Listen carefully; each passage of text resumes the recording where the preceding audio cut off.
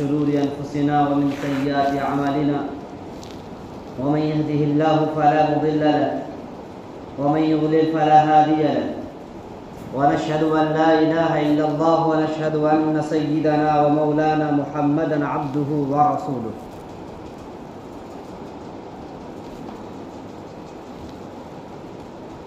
دنیا میں کچھ لوگ ایسے ہوتے ہیں جن کے چلے جانے پر زمین و آسمان، شرق و غرب، شمال و جنوب، چرند پرند درند سب نمناک ہوتے ہیں، غمناک ہوتے ہیں، اشکبار ہوتے ہیں، آنسو بہاتے ہیں اور ان کی پرانی یادوں کو، ان کے علمی خدمات کو، ان کی دینی خدمات کو اور ان کے نقوش جاویدہ کو یاد کرتے ہیں اور جلی حروف میں ان کی علمی خدمات کو رقم کیا جاتا ہے، سنہری حروف میں انہیں کتابوں کے صفحات میں محفوظ کیا جاتا ہے. لیکن کچھ ایسے لوگ ہوتے ہیں جن کے چلے جانے پر نہ آسمان کو افسوس ہوتا ہے، نہ زمین کو افسوس ہوتا ہے، نہ چرند پرند درند کسی کو افسوس نہیں ہوتا ہے. آسمان بھی کہتا ہے کہ اچھا ہوا کہ ایسے شخص کو کبھی ہم دیکھیں گے نہیں دوبارہ. زمین بھی کہتی ہے کہ ایک بوجھ ہم پر سے کم ہو گیا. چرند پرند درند بھی کہتے ہیں کہ وہ شخص جس کی وجہ سے قہر سالی کے ہم شکار تھے وہ شخص ہم سے دور ہو گیا. اس کے تعفن اور اس کی بدبو کا احساس ہر کس و ناقص کو ہوتا ہے. اس کے کارنامے بد، اس کے برے اعمال کا تذکرہ ہر خاص و عام کے درمیان ہوا کرتا ہے، جس کی وجہ سے اس کے عذاب میں مزید اضافہ ہوتا چلا جاتا ہے. ہر کوئی اس کو گالی دیتا ہے، ہر کوئی اس کا تذکرہ برے الفاظ سے، برے جملوں سے کرتا ہے.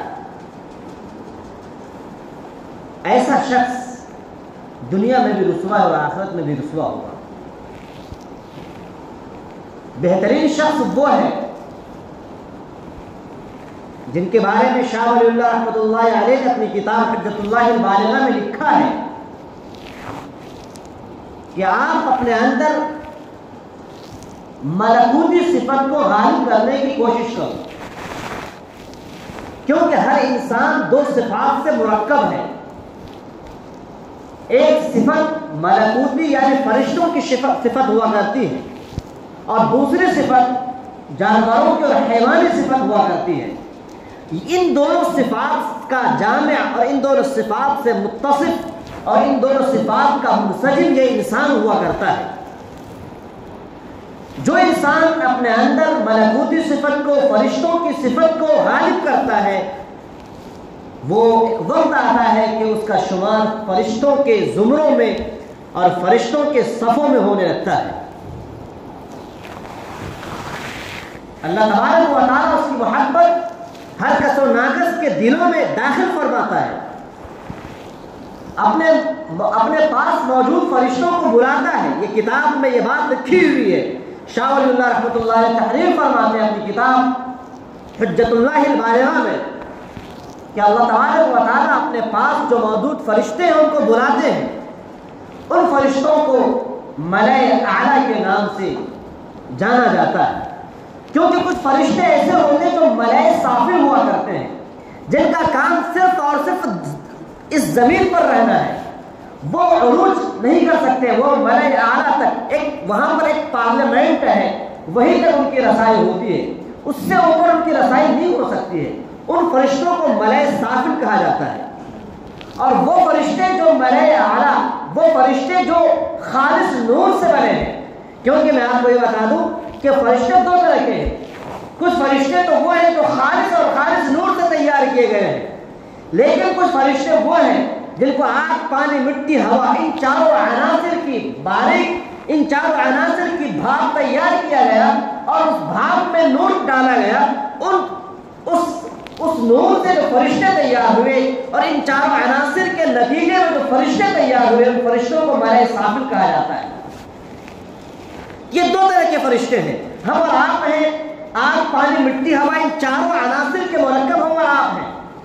ہمارے بھاپ نہیں تیار کی گئی، ہمارے اندر آگ کی بھی صفت ہے، ہمارے اندر پانی کی بھی صفت ہے، مٹی کی بھی صفت ہے۔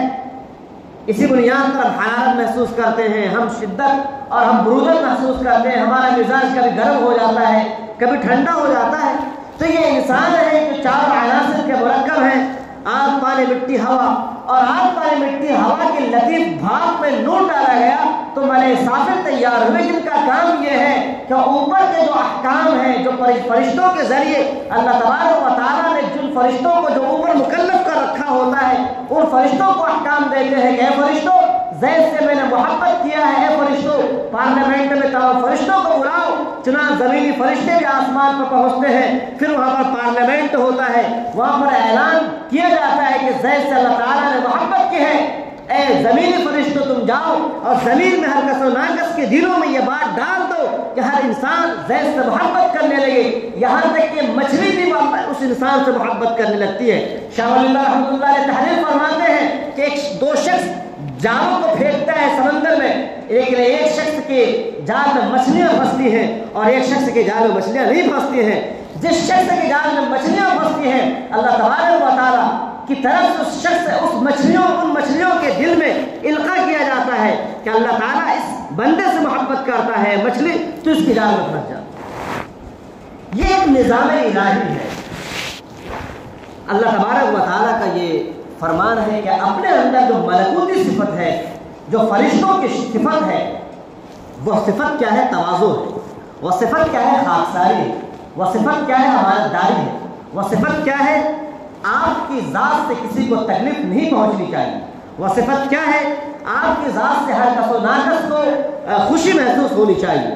آپ جہاں بھی جائیں سایہ درخت کی طرح ہو، آپ جہاں بھی جائیں مشعل کی طرح ہو، آپ جہاں بھی جائیں چراغ کی طرح ہو، جس چراغ سے ہزاروں چراغ روشن ہو جائے، آپ جہاں بھی جائیں شب تاریک میں قندیل رحمانی بن کر ثابت ہو جائے۔ ہر طرف گمراہی ہے، ہر طرف تاریکی ہے، اور آپ ایسے چراغ بن جائیں، آپ ایسے مشعل بن جائیں، آپ کی روشنی ایسی ہونی چاہیے کہ ہر طرف تاریکیاں جو ہے وہ چھڑ جائے۔ یہ وہ صفت ہے جو فرشتوں کی صفت ہے۔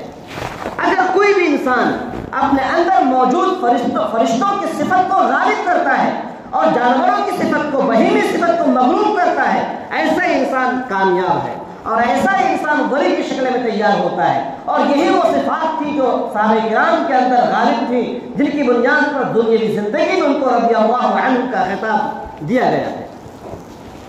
لیکن افسوس کی بات تو یہ ہے کہ ہم اور آپ ہیں وہ جانوروں کی صفت کو غالب کرنے کی کوشش کرتے ہیں۔ جھوٹ، چغلی، چغلخوری، دوسروں کو ایذا پہنچانا، دوسروں کو تکلیف پہنچانا، اور مختلف طرح کے لغویات، مختلف طرح کے ملہیات، مختلف طرح کے وہ امور منکرہ جن سے بچنے کی زبردست طریقے سے تاکید کی گئی ہے، ان امور کے ہم شکار اور مرتکب ہوا کرتے ہیں، جس کی وجہ یہ ہوتی ہے کہ ہمارے اندر کے جانوروں کی صفت غالب ہوتی ہے، اور ایک وقت آتا ہے کہ ہم بھی فرعون کی شکل میں ابھرتے ہیں، ہم بھی حامان کی شکل میں ابھرتے ہیں، اور ہم بھی قارون کی شکل میں ابھرتے ہیں۔ انسان مجبور محض نہیں ہے جیسا کہ بعض معتزلہ کا یہ عقیدہ ہے، اور انسان خود مختار بھی نہیں ہے جیسا کہ قدریہ کا عقیدہ ہے۔ انسان کا آدھا اختیار اللہ کے پاس ہے، اور انسان کو آدھا اختیار دیا گیا ہے۔ آپ ایک پیر تو اٹھا سکتے ہو لیکن دونوں پر ایک ساتھ نہیں اٹھا سکتے ہو، تو آپ کو اختیار ہے۔ کوئی بھی انسان اگر گمراہ ہوتا ہے اللہ تعالیٰ نے ان کو اختیار دیا ہے، آپ گمراہی کے راستے کو اختیار کرو یا آپ سیدھے راستے کو اختیار کرو۔ اللہ تعالیٰ مجبور محض نہیں بنایا ہے آپ کو کہ آپ جس گیند کو چاہو چھکا مار دو، جس گیند کو چاہو چوکا مار دو، ایسا نہیں ہے۔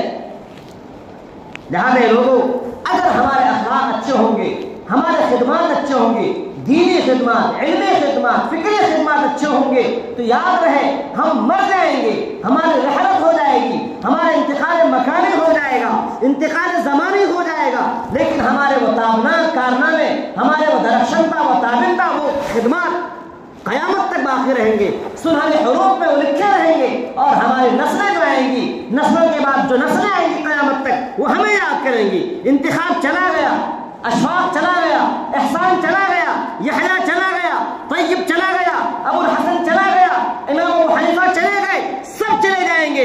लेकिन उनके बाद जो नस्लें आएंगी, अगर उनके खिदमत अच्छे हैं, उनके खिदमत अच्छे हैं, उनके कारनामे ताबनाक हैं, तो याद रहे आपके खिदमत और आपके कारनामे आपको जिंदा और ताबिंदा बना देंगे। आज हमारे दरमियान से हजरत मौलाना सैयद महमूद हसनी दामत बरकातहुम जो हुआ करते थे, अब रहमतुल्लाहि अलैह हो गए। आज फेसबुक उठाकर देख लें या यूट्यूब उठाकर देख लें, हर इंसान अपने व्हाट्सएप के जरिए से, अपने फेसबुक के जरिए से, अपने यूट्यूब के जरिए से, सोशल मीडिया के जरिए से एक ही खबर शेयर कर रहा है कि हजरत मौलाना का इंतकाल हो गया। हजरत मौलाना महमूद हसनी दामत बरकातहुम जो रहमतुल्लाहि अलैह हो गए, वो हमारे दरमियान अब न रहे। इस तरह के जुमले कह रहे हैं, क्यों? आखिर क्यों? हर एक की जुबान पर रहमतुल्लाहि अलैह का लफ्ज़ क्यों है? क्यों ये जुमला है? क्यों हर कोई अश्कबार है?